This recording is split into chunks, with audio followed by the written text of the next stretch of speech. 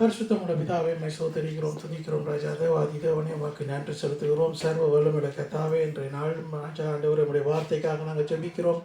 உம்முடைய வார்த்தை ஆண்டவரை நீர் எங்களுக்கு தந்து உம்முடைய வார்த்தை கூடாக ஆண்டவரை நீர் எங்களுக்கு தருகிற ஒவ்வொரு ஆசீர்வாதங்களுக்காக உமக்கு நன்றி செலுத்துகிறோம். ஆண்டவரே உம்முடைய வார்த்தையிலே ஆண்டவரை இன்னுமாய் நாங்கள் ஆண்டவரை வெளிப்படுத்தலையும் பெற்றுக்கொள்ளவும் அதன்படி வாழவும் நீர் எங்களுக்கு கற்றுத்தரும்படியாக ஜெபிக்கிறேன். உம்முடைய கரத்திலே எல்லாவற்றையும் ஒப்பு கொடுத்து இயேசு கிறிஸ்துவின் வல்லமுள்ள நாமத்தினாலே ஜெபம் பண்ணி நிற்கிறேன் பிதாவே. ஆமென் ஆமென். ஹல்லேலூயா ஹல்லேலூயா ஹல்லேலூயா. இன்றைய நாளிலும் நாங்கள் இன்றைக்கு என்ன நாள்னு தெரியுமா யாருக்காவது? முதலாவது நாங்கள் பெருசாக அதுகளை பற்றி நாங்கள் கவனிக்கிறதும் இல்லை. ஆன்சர் டான் ஃபேட் தேங்க்ஸ் கிவிங். இன்றைக்கு தேங்க்ஸ் கிவிங். இன்றைய நாளிலும் நாங்கள் பார்க்குற காரியம் என்னவென்றால் ஆண்டவர் எங்களுக்கு தந்த அந்த ஆசீர்வாதங்களின் நிமித்தம் ஆண்டவர்கிட்ட நாங்கள் என்னத்தை கொண்டு வரோம்னு சொல்லி ஃபஸ்ட்டுன்னு சொல்லி டச்சில் சொல்லுவாங்க. தமிழில் சொல்லப்போனால் அறுவடை காலம். அறுவடை காலத்தில் நாங்கள் ஆண்டவருக்கு நாங்கள் நன்றி செலுத்துகிறதான ஒரு ஒரு காலத்துக்குள்ளாக நாங்கள் நிற்கிறோம். யூதர்கள் இதை இந்த நாளையும் கொண்டாடுகிறார்கள். அது அவர்களுடைய முறைப்படி அவர்கள் சொல்லுகிறது சவூத் என்று சொல்லி அவர்களுடைய அந்த கொண்டாட்டம், அந்த பேர். இதில் கையில் வச்சிருக்கிறது அவைகள் கையில் வைத்திருக்கிறது தூராவை தான் அவர்களுடைய ட்ரெடிஷனாக அந்த முறையில் இந்த தூராவை அதுக்குள்ளே வச்சு அதை விரித்து அதை வாசிப்பினோம். அதை கொண்டு போகிறதுக்கு காரணம் என்னென்னா அவர்கள் பக்கத்தில் நிற்கிற ஒவ்வொருத்தரும் அதை தொட்டு ஆசீர்வதிக்கிறது. சில பேர் அந்த இஸ்ரவேலுடைய கொண்டாட்டத்துக்கு நாங்கள் வந்த இடத்துல நாங்கள் அதை கண்டு கொண்டோம். அதை குறித்தும் அவர்கள் எங்களுக்கும் விளங்கப்படுத்தியும் இருந்தார்கள். இப்படித்தான் அவர்களுடைய முறையிலே நடக்கிறதுன்னு சொல்லி. அடுத்ததாக நாங்கள் பார்ப்போமா இருந்தால் நாங்கள் இப்போ நாங்கள் கமம் செய்கிற ஆக்கள் இல்லை. ஆனால் கமம் செய்கிற ஆக்கள் இப்படித்தான் டாங் ஃபெஸ்ட்டை கொண்டாடுவார்கள். அதாவது வயல்கள் வைத்திருக்கிறவர்கள் மரக்கரைகளை கொண்டு அதை கொண்டு ஒரு ஒரு ஒரு அடையாளமாக அதை சபையிலே கொண்டு ஒரு சந்தோஷமாக ஒவ்வொருத்தரும் ஒவ்வொரு பிஸ்னஸ் செய்கிறாங்கன்னா ஒவ்வொருத்தரும் தாங்கள் இப்போ கேரட்டை கொண்டு வருவார், ஆப்பிள் வச்சுருக்கிறவர் ஆப்பிளை கொண்டு வருவார், அப்படி கொண்டு வர்றது. அதே மாதிரி நாங்கள் பார்ப்போமா இருந்தால் இப்படியாக தான் இருக்கிறது இந்த படங்கள். இன்றைக்கு நல்ல சாப்பாடு உங்களுக்கு. ஆமென். பாருங்கள், சின்ன பிள்ளைகள் கூட ஒரு சின்ன கோப்புக்குள்ளே அவர்கள் கொண்டு வர்றார்கள். கொண்டு அது ஒரு சந்தோஷமான ஒரு நாளை அவர்கள் இந்த சபையிலே அவர்களுடைய ஐக்கியத்திலே அதை கொண்டாடுகிறார்கள். இப்படியாகத்தான் நடக்கிறது. இது எப்போ நடந்ததுன்னா, முதலாவது வசனத்தை நாங்கள் வாசிக்க கேட்போம். யாத்ரியாகமம் 23வது அதிகாரம் 16 22 மட்டும் நாங்கள் வாசிப்போம்.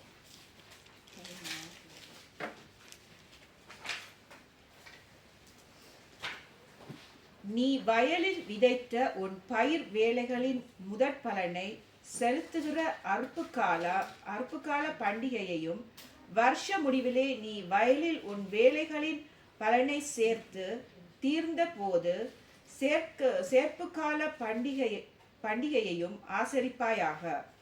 வருஷத்தில் 3 தரம் உன் ஆண்மக்கள் எல்லாரும் கர்த்தராகிய ஆண்டவருடைய சந்நிதியில் வரக்கடவர்கள். எனக்கு இடும் பலியின் இரத்தத்தை புளித்த மாவுடன் செலுத்த வேண்டாம். எனக்கு இடும் பலியின் கொழுப்பை விடிய காலம் வரைக்கும் வைக்கவும் வேண்டாம். உன் நிலத்தில் முதற் விளைச்சல்களில் முதற்கனியை உன் தேவனாகிய கர்த்தருடைய ஆலயத்துக்கு கொண்டு வருவாயாக. வெள்ளாட்டுக்குட்டியை அதன் தாயின் பாலிலே சமைக்க வேண்டாம். வழியில் உன்னை காக்கிறதற்கும் நான் ஆயத்தம் பண்ணின ஸ்தானத்துக்கு உன்னை கொண்டு போய் சேர்க்கிறதற்கும் இதோ நான் ஒரு தூதனை உனக்கு முன்னே அனுப்புகிறேன். ஆமென். ஹல்லேலூயா. கொஞ்சம் கூட வாசிச்சோம். நான் 22 மட்டும் வாசிச்சீங்க. இல்ல வாசிங்க.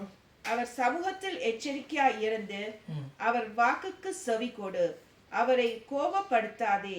உங்கள் துரோகங்களை அவர் பொறுப்பதில்லை. என் நாமம் அவர் உள்ளத்தில் இருக்கிறது. நீ அவர் வாக்கை நன்றாய் கேட்டு நான் சொல்வது எல்லாம் செய்வாயாகில் நான் உன் சத்துருக்களுக்கு சத்துருவாயும் உன் விரோதிகளுக்கு விரோதியாயும் இருப்பேன். ஆமென். முதலில் சொல்லப்பட்ட வார்த்தைகளை நாங்கள் கவனிப்போமா இருந்தால், அதாவது நீ வயலிலே விதைத்த உன் பயிர்களின் வேலைகளின் முதல் பலனை செலுத்துகிற அறுப்பு கால பண்டிகை. அப்போ யாராவது தொடக்கத்தில் முதலாக ஒரு வயலை வைத்து ஸ்டார்ட் பண்ணிக்கல, அதில் வர்ற அவ்வளவும் ஆண்டவருக்காக கொடுக்கப்பட வேண்டியது காரணம், ஆண்டவருக்காக கொடுக்கப்பட வேண்டிய ஒரு காரியம். இப்போ எங்களை எடுப்ப மாட்டேன், எங்கிட்ட வயல் இல்லை, நாங்கள் விதைக்கிறதும் இல்லை. ஆனால் நாங்கள் இப்போ ஒரு மொடர்னான லைஃப்பில் நாங்கள் வாழ்ந்து கொண்டு போகிறோம். நாங்கள் போகிறது எங்கே முதலாவது எங்கள்ட வேலைக்கு போவோம். நாங்கள் ஒரு வேலைக்கு படித்து வேலைக்கு போவோம். அப்போ முதல் வேலைக்கு நாங்கள் போய்க்கல, முதல் நாங்கள் படித்த ஒரு வேலைக்கு வரைக்கல, அதிலே கிடைக்கிறதான எங்களுடைய சேலரி இருக்குல்ல, அந்த சேலரியை நாங்கள் ஆண்டவர்கிட்ட கொடுக்கணும். ஆனால் கட்டாயம் இல்லை அது. இப்போ நாங்கள் இது பழைய பாடு, புதிய பாலில் எழுதப்பட்டிருக்கோம். இந்த மனதுக்கு ஏற்ற மாதிரி தான் கொடுக்க சொல்லி கொரிந்தியரில், சரியா? இந்த மனதுக்கு ஏற்றது மாதிரி தான் கொடுக்க.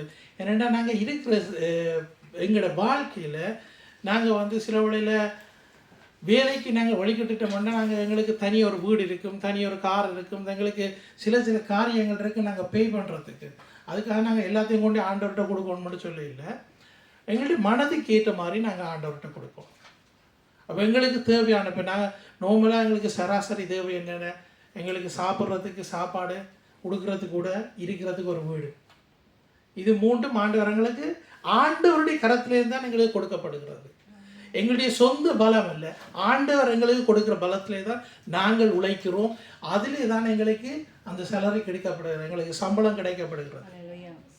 முந்தி சம்பளம்னு சொல்லி கதைக்கிறது அப்படி மம்மியும் பாப்பாவும் கதைக்கல. நான் நினைப்பேன் சம்பளம் மட்டும் அதை வேண்டி சாப்பிடலாம் போல இருக்குன்னு, பணம் மட்டும் வர்றாங்க அப்படி நான் நினைச்சு கொண்டேன். ஆனால் அவ்வளவுத்துக்கு அந்த பாருங்க, அந்த எங்களுக்கு கிடைக்கிறது ஆண்டவர் எங்களுடைய கரத்தின் கிரிகளை ஆசீர்வதிப்பார்ன்னு சொல்லி இருக்கிறார். எங்களுக்கு பலத்தை தருகிறதுனா இருக்கிறார். இந்த முதல் எங்களுக்கு கிடைக்கிற காரியத்தை நான் ஆண்டவரிடத்தில் கொண்டு வருவோம். இது ஒரு பண்டிகை நாளாகத்தான் அவர்கள் ஜூதர்கள் அந்த காலத்திலே அவர்கள் கொண்டாடுற. இப்பயும் சில இடங்களில் அதுகள் கொண்டாடுறாங்க. இப்போ நாங்கள் எங்களோட ட்ரெடிஷன், தமிழ் ட்ரெடிஷன் எடுப்போம் வேண்டாம், அவங்க கூட சைவாக்கள் இந்த பூஜைகள் செய்யக்கல நினைக்கிறேன். தைப்பொங்கல் அந்த நேரம் எல்லாத்தையும் கொண்டு வந்து வச்சு அதுகளை ஆசீர்வதிக்கிற காலம் அதுகளும் இருக்குது. இனி ஒரு புள்ள பிறந்துட்டேன்னா அந்த புள்ளையை என்ன செய்வாங்கன்னா முன்னுக்கு இருத்தி போட்டு முதலாவது பிறந்த நாள் கொண்டாடிக்கல அந்த பிள்ளைக்கு காசையும் பெண்ணையும் அதையும் இதையும் வச்சு போட்டு எதை தூக்குறாருன்னு பார்த்து அந்த புள்ள அப்படித்தான் வாழும் என்று சொல்லி இப்படியெல்லாம் எங்களுடைய ட்ரெடிஷன்கள் இருக்குது, எங்களுடைய கல்ச்சர்கள் இருக்குது. ஆனால் ஆண்டவர் எங்களுக்கு கொடுத்திருக்கிறது என்னென்றால், நாங்கள் ஆண்டவர்கிட்ட நாங்கள் பெற்றது அந்த காரியங்களை திரும்பவும் ஆண்டவரிடத்தில் சமூகத்தில் கொண்டு வர வேண்டும்னு சொல்லப்படுகிறது. ஹல்லேலூயா. அடுத்த பகுதியை நாங்கள் பார்ப்போம். பாருங்கள், அதில் முடிகிற அந்த தொடங்க வாசிங்க 16 கடைசி பகுதி. வருஷ முடிவிலே நீ வயலில் உன் வேலைகளின் பலனை சேர்த்து தீர்ந்த போது சேர்ப்புக்கால பண்டிகையும் ஆசரிப்பாயாக. பண்டிகையையும் ஆசரிப்பாயாக. ஸோ அப்போ அந்த பண்டிகையை நாங்கள் ஆசரிக்க வேண்டியதாக இருக்கிறது. எங்களுக்கு அந்த நாங்கள் திருப்பம் பண்ண முதல் தொடக்கத்தில் எங்களுக்கு சொல்லப்படுகிறது என்ன? தொடக்கத்தில் விதை விதைக்கிறது. எப்போ? வருஷ தொடக்கத்தில் நாங்கள் விதை விதைக்க. ஏன்? டைம் அதுதான். அதுக்கு கொண்டு போய் நான் எனக்கு எக்ஸ்பீரியன்ஸ் இருக்குது. நான் மரத்தை எங்கேயும் கண்டனா பிடிங்க கொண்டு வந்து வீட்டை வச்சு வளர்க்குறதுக்கு நான் முயற்சி எடுப்பேன். இப்போ எனக்கு ஒரு கொஞ்ச நாளாக அதில் எனக்கு கொஞ்சம் இன்ட்ரெஸ்ட். அப்போ எனக்கு தெரிஞ்ச என்னோடய வேலை செய்கிறவன்னு சொன்னால், நீ ஃப்ரூலிங்கில் தான் இந்த மரங்களை நீ வச்சு வளர்க்கணும். நான் படுகிறேன், அதாவது ஆகஸ்ட்லேயும் மரத்தை தூக்கி கொண்டு வச்சு வளர்க்குறாள் நான். ஸோ அப்போ பாருங்க, அதுக்குன்னு சொல்லி ஆண்டவர் காலங்களை ஏற்படுத்தி இருக்கிறார். அப்போ இந்த காலங்களை ஏற்படுத்தினது தேவன் எல்லாம் ஒரு ஒரு ஒரு நோக்கத்தோடு தான் ஆண்டவர் செய்து வருகிறார். அப்போ அந்த காலத்தில் அந்தந்த காரியங்களை நாங்கள் செய்ய வேண்டியதாக இருக்கிறது. அப்போ விதைக்கிற காலத்தில் விதைக்க வேண்டும், அறுக்கிற காலத்தில் நாங்கள் அறுக்க வேண்டும். அப்போ எங்களுக்கு கிடைக்கிற ஆண்டவர் எங்களுக்கு மாதம் மாதம் எங்களுக்கு சம்பளம் வருது. அதில் நாங்கள் கொஞ்சம் எங்களுக்கு வேலை இருக்கிறதுனாடி நாங்கள் கொஞ்சம் திடகாத்திரமாய் நாங்கள் ஒரு ஒரு ஒரு நம்பிக்கையோடு கூட எங்களுடைய வாழ்க்கையை நாங்கள் வாழ்ந்துட்டு போகிறோம். திடீரென்று எங்களுக்கு வேலை இல்லாமல் போகுமா இருந்தால் நாங்கள் உடனே பயந்துடுவோம். என்ன செய்ய போகிறோம், வாரம் மாதம் நாங்கள் என்ன செய்ய போகிறோம் சாப்பாட்டுக்கு, அப்படியெல்லாம் நாங்கள் யோசிப்போம்.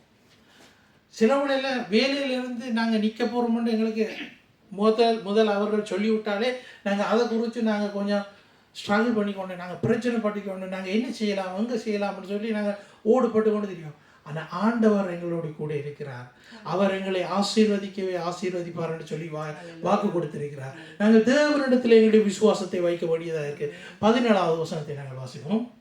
வருஷத்தில் 3 தரம் ஆண் மக்கள் எல்லாரும் கர்த்தராகிய ஆண்டவருடைய சந்நிதியில் வர கடவர்கள். வருஷத்துல 3 தரம் ஆண் மக்கள் எல்லாரும் வர கடவர். இதை வாசிக்கலே எனக்கு கேள்வி, அப்போ அவர்கள் வர்ற இல்லையா சமூகத்துக்கு, ஆண்டவருடைய சமூகத்துக்கு வர்ற இல்லையான்னு சொல்லி ஒரு கேள்வி. ஆனாலும் வசனம் அப்படியாக சொல்லப்பட்டிருக்கு. அவர் கட்டாயமாக அந்த இடத்துக்கு வர வேண்டி இருக்கிறது.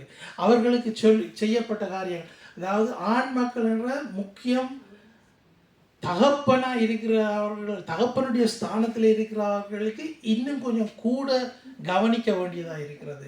ஏன்னா அவர்கள் தான் குடும்பத்தை நடத்துகிறவர்கள். அப்போ அவர்கள் குடும்பத்தை நடத்துகிறவர்கள் இன்றைக்குல அவர்கள் இன்னும் கொஞ்சம் கூட யாரை ஆண்டிக் கொள்ளணும், ஆண்டவரை தான் ஆண்டிக் கொள்ளணும். ஆண்டவரை தான் ஆண்டிக் கொள்ளணும். ஆண்டவர் ஆண்டிக் கொண்டா தான் அது சரியான பாதையிலே அவருடைய குடும்பத்தை அவர் வழி நடத்துகிறதுக்கு ஆண்டவர் அவருக்கு வெளிப்படுத்தலை கொடுப்பார். ஹல்லேலூயா. தொடர்ந்து வாசிங்க. எனக்கு இடும் பலியின் இரத்தத்தை புளித்த மாவுடன் செலுத்த வேண்டாம், எனக்கு இடும் பலியின் கொழுப்பை விடிய காலம் வரைக்கும் வைக்கவும் வேண்டாம். ஓகே, இதில் நாங்கள் தொடர்ந்து வாசிச்சுட்டு போக வேண்டாம். பலியை குறித்து எல்லாம் சொல்லப்படுகிறது, எப்படியாக எல்லாம் சொல்லப்பட்டிருக்கிறது. இப்படித்தான் பலி செலுத்த வேண்டும், பழுதா போனது ஒன்றும் ஆண்டவருக்கு கொடுக்கக்கூடாது. காயின் ஆவியல்ற கதை எங்களுக்கு வடிவாக தெரியும். ஆண்டவருக்கு நல்ல எங்களுக்கு எங்களோட பாக்கெட்டுக்குள்ளே இருக்கிற நல்ல காசு நாங்கள் எடுத்து கொடுக்கணும். விளங்குதா? இது என்னத்துக்குண்டா ஒரு நல்ல ஒரு ஒரு நல்ல ஒரு மனதோட நாங்கள் ஆண்டவருக்கு கொடுக்க பழகும். நாங்கள் அவருக்கு ஆண்டவருக்கு கொடுக்கறதுனாடி நாங்கள் பின்னுக்கு நிற்கக்கூடாது. ஸோ இது தேவனுடைய சன்னிதானத்திலே கொண்டு வர வேண்டியதாக இருக்கிறது. நாங்கள் மீதி காரியங்களை நாங்கள் விடுவோம், ஏனென்றால் அதுகளெல்லாம் வேறு வேறு பலிகளுக்களாலெல்லாம் நாங்கள் கடந்து போகிறோம். எனக்கு முக்கியமாக நான் உங்களுக்கு காட்ட வேண்டிய வசனம் என்னென்றால் இந்த 16வது வசனம். ஆனால் இது தொடர்ந்து அப்படியே அந்த இதுக்குள்ள தான் போகுது, ஆன்சர்க்குள்ள தான் போகுது. நாங்கள் அடுத்த வசனத்தை நாங்கள் கவனிப்போம். 23:19வது வசனத்தை பார்ப்போம். உன் நிலத்தில் முதல் விளைச்சல்களில் முதற்கனியை உன் தேவனாகிய கர்த்தருடைய ஆலயத்துக்கு கொண்டு வருவாயாக. வெள்ளாட்டு குட்டியை அதில் ஸ்டாப். முக்கியம் உன் நிலத்தில் முதலாவது விளைச்சல், முதலாவது கனி தேவனாகிய கர்த்தருடைய ஆலயத்துக்கு கொண்டு வருவாயாக. இது நாங்கள் இப்போ கொடுக்க இல்லைன்னு சொல்லி நான் இந்த மெசேஜ் உங்களுக்கு ஆயத்தப்படுத்தையில் உங்களுக்கு இந்த ஆண்டவரும் இந்த வார்த்தையில் உங்களுக்கு கொடுக்கல. நீங்கள் கொடுக்குறவர்கள் நீங்கள் உற்சாகமாக கொடுங்க. ஆனால் வருகிற ஜெனரேஷன் அடுத்த பிள்ளைகளுக்கு இது ஒரு படிப்பாக இருக்கட்டும்னு சொல்லி தான் இது வருகிறது. இப்படியாக ஒவ்வொரு தரம் என்ன செய்யணும்னா ஆண்டவருக்கு கொடுக்க பழகிக்கொள்ள வேண்டும். எங்கட பிள்ளைகளும் தான், எந்த மகளும் தான், எந்த மகளும் தான், அவர்களும் கூட இதுகளை கற்றுக்கொள்ள வேண்டும். இதுகள் முக்கியம். நாங்கள் இன்றைக்கு எனக்கு உண்மையாகவே நான் இந்த வார்த்தையை நான் ஆரம்பித்து இன்றைக்கு தனியல்ல நான் செய்து கொண்டிருக்கல, எனக்கு இன்னொரு காரியம் காட்டப்பட்டது. நாங்கள் கை கொள்ளுகிற இல்லை. ஆனால் நான் உங்களுக்கு ஒரு காரியத்தை விளங்கப்படுத்துகிறேன். இன்றைக்கு நான் யோசிச்சேன்னா எல்லாரும் காணிக்கையை கையில் எடுத்து வச்சு எல்லாரும் நீங்கள் ஜெபிக்கணும். இப்படித்தான் நான் யோசிச்சுருந்தேன். ஆனால் காணிக்கை நீங்கள் கொடுத்துட்டீங்க, இனி நீங்கள் இதுகளை கற்றுக்கொள்ளுங்க. காணிக்கை கொடுக்குறது எங்களுக்கு ஒரு சர்வ சாதாரணமாக போயிட்டுது. ஆண்டவருக்கு நாங்கள் கொடுக்குறதில்ல, பெருசாக யோசிக்கிறதில்ல. ஆனால் அந்த கையில் வைத்திருக்கிறதான அந்த காணிக்கையை நாங்கள் ஆசீர்வதிக்க, ஆண்டவர் ஆசீர்வதிக்க வேண்டும். நாங்கள் ஜெபிக்க வேண்டும். அதுக்கு ஒரு ஆள் ஜெபிச்சா காணாது, நாங்களும் சேர்ந்து கூட ஜெபத்தில் நாங்கள் தரித்திருக்க வேண்டும். ஆண்டவர் அப்போ தான் எங்களுடைய கைகளின் பிரயாசத்தை ஆசீர்வதிப்பார். நாங்கள் ஆண்டவர்கிட்ட கொடுக்குறோம். ஆண்டவரே இந்த காணிக்கையை உம்முடைய ராட்சியத்துக்காக நாங்கள் கொடுக்கிறோம். அப்படியாக நாங்கள் ஜெபிக்க வேண்டும். ஆண்டவரிடத்தில் நாங்கள் கொடுக்கும்போது, ஆண்டவரை இந்த கொடுக்கிறதான இந்த பணம் உம்முடைய ராட்சியத்தை கட்ட நாங்கள் கொடுக்கிறோம் சொல்லி நாங்கள் அவ்வளோ ஒரு உறுதியோடு கூட ஒரு நல்ல மனதோடு கூட ஆண்டவருக்கு சொல்லி கொடுக்கல, எல்லாருமாக ஒரு ஜெபத்தோடு கூட நாங்கள் அந்த பணத்தை ஆண்டவரிடத்தில் செலுத்த வேண்டியதாக இருக்கிறது. ஹல்லேலூயா. நாங்கள் அடுத்த வசனத்தை நாங்கள் பார்ப்போம். உபாகமம் 28:12 என்ன மாதிரி சொல்லப்பட்டிருக்கிறது வாசிங்க.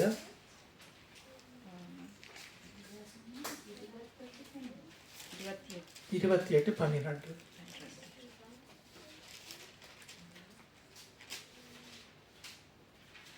ஏற்ற காலத்தில் உன் தேசத்திலே மழை பெய்யும், நீ கையிட்டு செய்யும் வேலைகளை எல்லாம் ஆசீர்வதிக்கவும் கர்த்தர் உனக்கு தமது நல்ல பொக்கிஷசாலையாகிய வானத்தை திறப்பார்.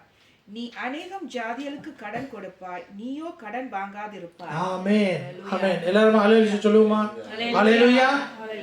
நீயோ கடன் வாங்காதிருப்பாய், ஆனால் நீ அநேக ஜாதிகளுக்கு நீ கடனை கொடுப்பாய்.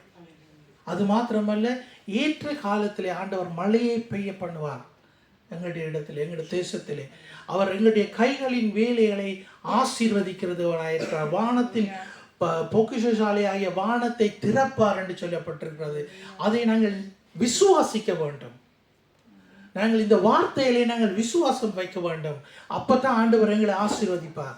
அப்பத்தான் எங்களுக்கு ஆண்டவர் ஆசீர்வாதத்தை தருவார். இந்த ஆசீர்வாதம் உலகத்துக்குரிய ஆசீர்வாதம் தான், இல்லை என்று சொல்ல இல்லை. ஆனாலும் ஆண்டவருடைய வார்த்தை சொல்லுகிறது, அதிலே நாங்கள் முக்கியத்துவத்தை கொடுக்க வேண்டும். தேவனுடைய வார்த்தை 28வது வசனத்தில் 28வது அதிகாரத்திலே ஆசீர்வாதத்தை குறித்து என்னென்று கிட்டத்தட்ட 64 வசனங்கள் இருக்குன்னு நினைக்கிறேன். பாருங்க, 64 வசனம். இந்த 68 வசனம் 68 வசனம் உபாகமம் 28வது அதிகாரத்திலே கொடுக்கப்படுகிறது. 1வது வசனத்திலிருந்து 14வது வசனம் மட்டால் சொல்லப்படுகிறது ஆசீர்வாதத்தை குறித்து. அதற்கு பிறகு வருகிற வசனங்கள் சாபத்தை குறிக்கிறது. இதுல நாங்க ஒரு உதாரணத்துக்கு முதல் வசனத்தை நீங்க வாசிங்க. 1வது வசனத்தை. இன்று நான் உனக்கு விதிக்கிற உன் தேவனாகிய கர்த்தருடைய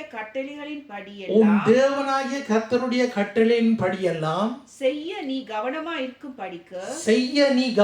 இருக்கும் படிக்கு அவர் சத்தத்துக்கு உண்மையாய் செவி கொடுப்பாயானால் உன் தேவனாகிய கர்த்தர் பூமியில் உள்ள சகல ஜாதிகளிலும் உன்னை மேன்மையாக வைப்பார். ஆமென். இந்த முதல் வசனத்துக்கு நாங்க கவனத்தை செலுத்தி, இந்த முதல் வசனத்துக்கு நாங்க விசுவாசம் வைத்தாதான் பின்னுக்கு சொல்லப்படுகிற ஆசீர்வாதங்கள் எல்லாம் எங்களுடைய வாழ்க்கையிலே நிறைவேறும். பாருங்கள், உலகத்திலே இருக்கிற எல்லா ஜாதிகள், எல்லா பாஷைக்காரர்கள், எல்லா ஜனங்களையும் எடுத்து பார்ப்போமா இருந்தா, நீங்களும் கேள்விப்பட்டுத்தான் இருக்கிறீங்க. எந்த ஜாதி நல்ல நல்ல இடத்துல இருக்குது? எந்த ஜாதி யாரை ஆண்டவர் மேன்மைப்படுத்தி இருக்கிறார்? யாரை ஆண்டவர் நேசிக்கிறார்? இஸ்ரவேலர்கள். கூடுதலாக டெக்னாலஜி பார்ப்போமா இருந்தால், மற்ற காரியங்களை பார்ப்போமா இருந்தால் எல்லாம் இஸ்ரவேலில் இருந்தால், இஸ்ரவேலில் பார்ப்போமா இருந்தால் நல்ல லோயர்ஸ் இருக்கணும், நல்லா படித்தாக்கள் இருக்கணும், நல்ல ஷெஃப்ஸ் வேணால் அதுக்குள்ள சொல்லி அது தீர தேவையில்லை. டைமண்ட்ஸ் விற்கிறார்கள், அதுகளுக்கு சொல்ல தேவையில்லை, எல்லாம் அவங்க தான். இப்போ இவ்வளவு பாருங்க, இது என்னத்துக்கு இவ்வளவுக்கு வந்திருக்கேன்னா, அவர்கள் இந்த தோராண்டு சொல்லுகிற அந்த 5 புத்தகத்தையும் கரைச்சி குடிப்பினான். கிண்ண கார்டன்லேருந்து தொடங்குவினா இந்த தோராண்டு சொல்லுகிற 5 புத்தகங்களும் அவர்கள் குருன்சூலைக்கு போய்கிற முழுவதும் அவர்களுக்கு தெரியும். அவர்கள் தொடக்கத்தில் யாராவது அவர்கள் படிக்கிறதுக்கு விருப்பம் இல்லாமல், இல்லாட்டிக்கு படிக்கிறதுக்கு கவனத்தை செலுத்தாமல் அப்படி இருப்பவர்கள் அவர்கள் ஃபெயில் தான். அவர்களுடைய வாழ்க்கையிலே அவர்கள் ஃபெயில். அதில் யூதர்களுடைய முறையின்படி அவர்கள் அப்படியாகத்தான் வாழ்ந்து வருகிறார்கள். அவ்வளவுத்துக்கு இந்த தோராவில் அவர்கள் கண்ணும் கருத்துமா. யாரையும் பிடிச்சி கேட்டால் தொடக்கத்திலேருந்து முடிய மாட்டா சொல்லிக்கணும். அது மாத்திரம் இல்லை, பின்னிக்கு இருந்து முண்டுக்க மாட்டான்னு சொல்லிக்கணும். அவ்வளவுத்துக்கு கரைச்சி குடிக்கிறார். அப்போ பாருங்க, அந்த ஜனத்தை ஆண்டவர் ஆசீர்வதித்திருக்கிறார். ஆண்டவர் அது மாத்திரமல்ல, அந்த ஜனத்தை தனக்கு சொந்தமாக எடுத்துக்கொண்டிருக்கிறார். ஒரு ஜனமும் அதாவது உலகத்தில் இருக்கிற எல்லா ஜனங்களும் தேவனால் உருவாக்கப்பட்டது. ஆனால் ஆண்டவர் தனக்கென்று சொல்லி சேர்த்து கொண்ட ஜனம் அவரே சொல்லுகிறார், அது கேட்காது, அவர் கேட்க மாட்டேனார், சொன்னால் கேட்க மாட்டேனார். அவர் கொஞ்சம் கஷ்டமான ஜனம் தான், ஒரு கஷ்டமான ஒரு இருதயத்தை உள்ளவர்கள் தான். ஆனால் அந்த ஜனத்தை தான் ஆண்டவர் தனக்கென்று சொல்லி எடுத்துக்கொண்டார். ஹல்லேலூயா. பாருங்கள், இந்த வசனத்தில் சொல்லப்படுகிறது, பொக்கியசாலை ஆகிய வானத்தை திறப்பார், நீயோ அநேக ஜாதிகளுக்கு கடன் கொடுப்பாய், நீயோ கடன் வாங்காதிருப்பாய். நாங்கள் கடனிலே நாங்கள் வாழ்ந்து கொண்டு இருக்கிறோம்டா, எங்களுடைய கடனை எல்லாவற்றையும் எல்லாம் மூடுகிறதுக்கு ஆண்டவரால் எழுதும். ஆனால் விசுவாசம் ஆண்டவர்களை நாங்கள் வைக்க வேண்டும். விசுவாசத்தை ஆண்டவர்களை வைக்க நாங்கள் பழகிக்கொள்ள வேண்டும். ஹல்லேலூயா. அடுத்த வசனத்தை நாங்கள் பார்ப்போம். நெகேமியாவிலே ஒரு வசனம் இருக்கிறது, 10வது அதிகாரம் 35வது வசனம் இப்படியாக சொல்லுகிறது. வாசிங்கள். நாங்கள் வருஷம் தோறும் எங்கள் தேவனுடைய ஆலயத்துக்கு எங்கள் தேசத்தின் முதல் பலனையும் சகலவித விருட்சங்களின் எல்லா முதற் கனிகளையும் கொண்டு வரவும். இதோட விடுங்க, நீங்க அடுத்த மிச்சம் அங்கால போகுது. ஆனால் நெகேமியா கூட திருப்புவம் என்னத்தை உணர்த்துகிறார்னா, என்னண்டு முதல் பலனை சகல விருட்சங்களையும் எல்லாத்தையும் முதல் கனியையும் கொண்டு வர வேண்டும் தேவனுக்கு முன்பாக. பாருங்கள், உங்களுக்கு நான் ஒரு காரியத்தை நான் உங்களுக்கு விளங்கப்படுத்துகிறேன். மோசே என்ன செய்கிறாருண்டா, குன்ஷாஃப்டரை அனுப்புகிறாரு, என்னத்துக்கு கானானுக்கு அனுப்புகிறார். அங்கே போய் நீங்கள் பார்த்துட்டு வாங்கன்னு சொல்லி, அங்கே என்ன மாதிரி இருக்குது அந்த நாடுன்னு சொல்லி. ஞாபகம் இருக்கா? வாசிச்சீங்க. அப்போ அனுப்பிக்கல, அவர் அங்கே போய் பார்த்துட்டு சொல்லணும்னா, அவர் போயிட்டு வரைக்கும் என்ன செய்யணும்னா, ஒரு திராட்சை செடி, அவர்கள் திராட்சை ஒரு கொப்பை ஒரு குலையை அவர்கள் கொண்டு வரார்கள். அதில் எழுதப்பட்டிருக்கிறது, 2 மனிதர்கள் தடியை போட்டு தூக்கிட்டு போகிறார்களாம். அப்போ அந்த திராட்சை பழம் எவ்வளவு பெருசாக இருக்கும்னு பாருங்க. அதை விட மாதுளம்பழத்தை பற்றி சொல்லப்பட்டிருக்கிறது. அப்படி ஒவ்வொரு பழம் ஆண்டவர் ஆசீர்வதித்திருக்கிறார். இப்படியான அந்த ஆசீர்வாதங்கள் எல்லாம் தேவனிடத்தில் இருந்தால் வருது. எல்லாம் தேவன் படைத்தது, அவருடைய படைப்பு தான். எல்லாம் கத்தரிக்காய், வெண்டிக்காய் எல்லாம் ஆண்டவர்கிட்ட படைப்பு தான். நாங்கள் என்ன செய்கிறோம், அதை தான் தேடி சாப்பிட்றோம். ஏன்னா அதெல்லாம் எல்லாம் எங்களுக்கு ஹெல்த் இருக்குன்னு சொல்லி புழையே இல்லை, சாப்பிடுங்க, நானும் நல்லா சாப்பிடுவேன். ஆனால் ஆண்டவரிடத்தில் நாங்கள் திரும்பவும் அந்த காரியங்களை திரும்பவும் கொண்டு வரணும். அதாவது இது இப்பயும் ட்ரெடிஷனாக இந்தியாவில் சில சபைகளில் நடக்குது. சில சபைகளில் இந்த தேங்க்ஸ் கிவிங்குக்கு அவர்கள் தங்களோட வீட்டில் அவர்கள் கமெண்ட் செய்கிறவர்கள்னா அவர்கள் எல்லாத்தையும் கொண்டு வருவார்கள். நான் உங்களுக்கு வியாழக்கிழமை போட்டு காட்டின ஒரு பாஸ்டர், அவர் இந்தியாவில் இருக்கிறார். அவர்கிட்ட சபையில் இது இப்படியே நடக்குது ட்ரெடிஷன். அப்போ தொடக்கம் இப்போ மாட்டான். ஆனால் இது சிலோன்லேயும் இருக்குது, சில சபைகள்ல இப்படியாக நடந்து போன. அதாவது ஆண்டவருக்கு நான் நல்லதை கொடுக்கணும்ன்ற ஒரு உள்ளம், போட்டியா நான் ஆண்டவருக்கு நான் பெஸ்ட் இதை என்னட்ட இருந்து நான் கொண்டு வந்து கொடுக்கணும்னு சொல்லி அவ்வளோ ஒரு உள்ளத்தோடு அவர்கள் கொண்டு வந்து கொடுக்கிறதை நாங்கள் கவனிக்கக்கூடியதாக இருக்கிறது. ஹல்லேலூயா.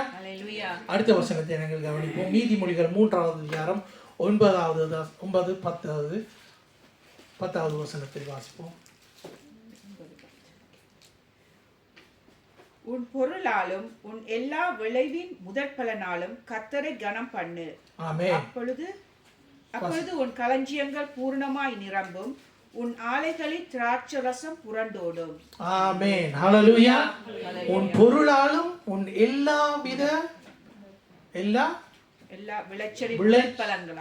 விளையின் பலன்களினாலும் கர்த்தரை கனம் பண்ணு சொல்லப்பட்டிருக்கு. நாங்கள் அதனாடி கர்த்தரை கனம் பண்ண, அது மாத்திரமல்ல, அப்பொழுது உன் களஞ்சியம் பூர்ணமாய் நிரம்பி உன் ஆலைகள் திராட்சை ரசம் புரண்டோடும். அதாவது நாங்கள் எல்லாத்தையும் நாங்கள் ஆண்டவருக்கு பாருங்கள், நாங்கள் ஆண்டவரிடத்துல நாங்கள் வரைக்கல முதல் நாங்கள் ரட்சிக்கப்பட்டு நாங்கள் முதல் ஆலயத்துக்கு வரைக்கல நாங்கள் ஒரு சில வழியில் ஒரு ஸ்கெப்டிஷாக தான் நாங்கள் வந்திருப்போம். நாங்கள் கேள்வியோட என்ன ஒருக்கா போய் பார்ப்போம், அப்படி தான் வர்றது எல்லாரும், ஒருக்கா போய் பார்ப்போம் வந்து அந்த இடத்துல ஆண்டவருக்கு கொடுக்குறோன்னு நாங்கள் பின்னுக்கு நிற்கக்கூடாது. என்னடா அப்போ தான் ஆண்டவர் எங்களை ஆசீர்வதிக்கிறார். ஏன்னா எல்லாம் ஆண்டவருடைய கரத்தில் இருந்தால் எங்களுக்கு கிடைத்த ஜீவன் கூட அவர் தான் நியமிச்சிருக்கிறார். அப்போ எங்களுக்கு ஆண்டவர் ஜீவனை தந்து இந்த வாழ்க்கை, இது நான் சொன்ன மாதிரி, அதாவது சங்கீத புத்தகத்தில் எழுதியிருக்க மாதிரி 70 வருஷம் நாங்கள் இருப்போம்டா, 80 வருஷம் இருப்போம்டா, அந்த 80 வருஷமும் ஆண்டவர் எங்களுக்கு எல்லாத்தையும் செய்து முடிச்சிட்டார். விசுவாசத்தோடு பெற்றுக்கொள்கிறது தான் எங்களுடைய கரத்தில் இருக்கிறது. நான் எப்படியாக ஆண்டவரிடத்தில் நினைச்சேன். அப்போ நான் எவ்வளவுத்துக்கு ஆண்டவரிடத்தில் நான் கொடுக்க கற்றுக்கொள்கிறேனோ அதே மாதிரி ஆண்டவரும் என்னை ஆசீர்வதிப்பார். ஆண்டவரும் என்னை ஆசீர்வதிப்பார். இங்கே அடுத்த வசனத்தில் 2 கொரிந்தியர் 9:10 பாருங்க என்ன வரை சொல்லப்பட்டிருக்கிறது. 2 கொரிந்தியர் 9வது அதிகாரம் 10வது வசனம் 11வது வசனம். விதைக்கிறவனுக்கு விதையையும் புசிக்கிறவனுக்கு ஆகாரத்தையும் அளிக்கிறவர் உங்களுக்கு விதையை அளித்து அதை பெருக பண்ணி உங்கள் நீதியின் விளைச்சலை வர்த்திக்க செய்வார். தேவனுக்கு எங்களால் ஸ்தோத்திரம் உண்டாவதற்கு ஏதுவாய் இருக்கும் மிகுந்த உதாரண குணத்திலே நீங்கள் எவ்விதத்திலும் சம்பூர்ணமுள்ளவர்களாவீர்கள். விதைக்கிறவனுக்கு விதையை கொடுக்கிறது யாரு? ஆண்டவர். இப்போ கடைசியாக கிடைச்ச நியூஸ் என்னன்னு தெரியுமா? எல்லா விதைகளையும் கொண்டு நோர்வேல ஒரு இடத்துல வச்சுருக்காங்க. இங்கே தெரியுமா உங்களுக்கு? தெரியுமா? கேள்விப்பட்டிருக்கீங்களா? உலகத்தில் இருக்க எல்லா விதைகளையும் கலெக்ட் பண்ணி, என்னென்னா உலகம் அழிய போகுதுன்னு சொல்லிட்டு அங்கே நோர்வேல கொண்டு போய் ஒரு நோத்தில் ஒரு பெரிய ஒரு இதுக்குள்ள ஒரு சுரங்கத்துக்குள்ள எல்லாத்தையும் வச்சிருக்கிறாங்க. மனுஷனோட புத்தியை பாருங்க. ஆண்டவர் தந்தது, ஆண்டவர் தந்ததை அவன் எடுத்துக்கொண்டு தான் வச்சிருக்கிறான். அதுதான் ஆண்டவர் தச்சமே எல்லாம் நடந்து எல்லாம் அப்போகலிப்ஸ் எல்லாம் வந்து எல்லாம் முடிஞ்சாலும் ஒன்றும் நடக்க. நோவா ஆண்டவர் ஜலத்தால் எல்லாத்தையும் தரமட்டமாக்கினார். திரும்பவுமாக எல்லாம் முளைக்குது. புறா என்னத்தை கொண்டு வந்தது? ஒலிவ இலையை கொண்டு வந்தது. தேவனுடைய படைப்பது. தேவனால் எல்லாம் கூடும்.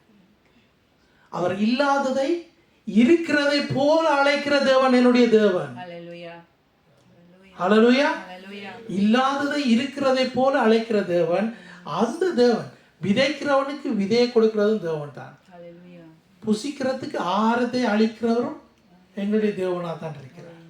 நாங்கள் அவர்களே எல்லாவற்றையும் நாங்கள் பொறுப்பை கொடுக்கணும். அவர் தான் எங்களுக்கு எல்லாமா இருக்கிறார். நாங்கள் விடிய காலம்புற எழும்புறதுலேருந்து கண் முழிக்கிறதுலேருந்து நாங்கள் திரும்ப நித்திரைக்கு போக மாட்டோம். ஆண்டவர் தான் எங்களை பாதுகாக்கிறார். அன்றன்றாடுக்கு எங்களுக்கு தேவையான உணவை ஆண்டவர் எங்களுக்கு தருகிறார். அவர் எங்களை பாதுகாக்கிறார். போக்கிலும் வரத்திலும் எங்களை பாதுகாக்கிறார். நாங்கள் ஜெபிக்க மறந்துட்டாலும் ஆண்டவர் எங்களை பாதுகாக்கிறார். ஆமே. அதுக்காக ஜெபிக்காம விட்டுட்டு போயிடாங்க. ஜெபிங்க, திரும்பவுமா ஜெபிங்க. பாருங்கள், கடைசியாக ஒரு வசனம். இந்த வசனம் இதுக்கு ஒரு கொஞ்சம், அதாவது எல்லா காரியத்திலும் நான் அதை எனக்கு பார்க்கக்கூடியதாக இருக்குது, நல்லா தான் இருக்குது. சில வழியில் உங்களுக்கு கொஞ்சம் வித்தியாசமாக இருந்தாலும் எதுக்கும் நான் இந்த வசனத்தை நான் உங்களுக்கு தருகிறேன். 1 கொரிந்தியரில் 15வது அதிகாரம் 20வது வசனம். இது வந்து இப்போ உணவுகளை குறித்தாண்டு இல்லை, இது கொஞ்சம் வித்தியாசமான ஒரு சொல்லுங்க. கிறிஸ்துவோ மரித்தோலில் இருந்தெழுந்து நித்திரை அடைந்தவர்களில் முதல் பலனானார். அவர் கிறிஸ்து இயேசு கூட அவர் மரித்தார், ஆனால் அவர் தான் முதல் பலனாக இருக்கிறார் எங்களுக்கு. விளங்குதா? இப்போ நாங்கள் பார்த்தோம் சாப்பாட்டை பற்றி, நாங்கள் இதுகளை பற்றி எல்லாம் பார்த்தோம். ஆனால் ஆண்டவர் இயேசு கிறிஸ்து இல்லாமல் ஒன்றுமே இல்லை எங்களுக்கு. ஆண்டவர் இயேசு கிறிஸ்து இல்லாமல் எங்களுக்கு ஒன்றுமே இல்லை. அவர் தான் மரணத்தை ஜெயித்தார். அவர் தான் மரணத்தை ஜெயித்தார். நாங்கள் மரித்தாலும் நாங்கள் பிழைப்போம் என்று சொல்லி நாங்கள் ஒரு விசுவாசத்தோடு வாழ்ந்து வருகிற பிள்ளைகளாக இருக்கிறோம். நாங்கள் இயேசு கிறிஸ்துவில் எல்லாத்தையும் இன்றைக்கு தேங்க்ஸ்கிவிங் என்றாலும் ஆண்டவர் கொடுத்த வார்த்தைகளை நாங்கள் நினைத்து அவருக்கு இன்னும் கூட உற்சாகமாய் கொடுக்க கற்றுக்கொள்ளணும். அது மாத்திரமல்ல, ஆண்டவர் இயேசு கிறிஸ்து இல்லாமல் எங்களுக்கு ஒன்றுமே இல்லை. அவர் தான் எங்களுக்கு எல்லாமா இருக்கிறார். அவரே எங்களுக்கு வழியை எங்களுக்கு ஆயத்தப்படுத்தினார் பிதாட்ட போறதுக்கு. Hallelujah. Amen. நித்திய ஜீவனை எங்களுக்கு அடையிறதுக்கு எங்களுக்கு இயேசு கிறிஸ்து தான் எங்களுக்கு வழியா இருக்கிறார். பாருங்க, எவ்வளவுத்துக்கு நாங்கள் ஆண்டவருடைய ராட்சியத்துக்காக பிரயாசப்படுகிறோமோ அவ்வளவுத்துக்கு ஆண்டவர் எங்களை தன்னோடு கூட சேர்த்து கொண்டு போவார். Hallelujah. ஒவ்வொரு நாளும் நான் எழும்பி நாங்கள் எங்களுடைய நாட்களை நாங்கள் ஸ்டார்ட் பண்ணிக்கல, பரிசுத்த ஆவியானவர் எங்களுக்கு கொடுக்குற பலம். எங்களுக்கு ஆண்டவர் என்ன ஆவியை கொடுத்திருக்கிறார்? பயமுள்ள ஆவியை கொடுத்திருக்கிறாரா? பலமும் அன்பும் தெளிந்த புத்தியும் உள்ள ஆவியை கொடுத்திருக்கிறார். Hallelujah. அப்போ அந்த பலம் எங்களுக்குள்ள வெளிப்பட வேண்டும். நாங்கள் சோர்ந்து கொண்டு இருக்கக்கூடாது. நாங்கள் பலத்தில் நான் பலத்தினாலே இதுகளெல்லாம் வெல்லுவேன்னு சொல்லி என்னுடைய வாயினாலே நான் அறிக்கை பண்ணுவேன். அதாவது வேலைக்கு போயிட்டு வந்தால் டயர்டாக தான் இருக்கும். சில காரியங்களை நாங்கள் திரும்ப ஏதாவது ஒரே ஓட்டமும் ஓடிக்கொண்டே இருப்போம். சில வழியில் நாங்கள் எங்களை மறந்தே எங்களோட வேலைகள் எல்லாம் ஒழுங்காக போய் கொண்டு இருக்கோம். ஏன்னா நாங்கள் அந்த இதுக்குள்ளே வந்துட்டோம், அந்த கிரைஸுக்கு வந்துட்டோம். வேலைக்கு போகிறது, வீட்டை வர்றது, அதை பார்க்குறது, இதை பார்க்குறது எல்லாம் செய்து கொண்டே இருப்போம். ஆனால் இதுக்குள்ள ஆண்டவரை நாங்கள் மறந்து விடக்கூடாது. ஆண்டவரோடு நாங்கள் ஜீவிக்கிற ஜீவியம் தான் எங்களுக்கு முக்கியம். ஹல்லேலூயா. நாங்கள் எழுந்து நின்று நாங்கள் ஜெபம் செய்வோம். தேவன் தந்த வார்த்தைகளுக்காக. ஹல்லேலூயா. ஸ்தோத்திரம் ஆண்டவரே.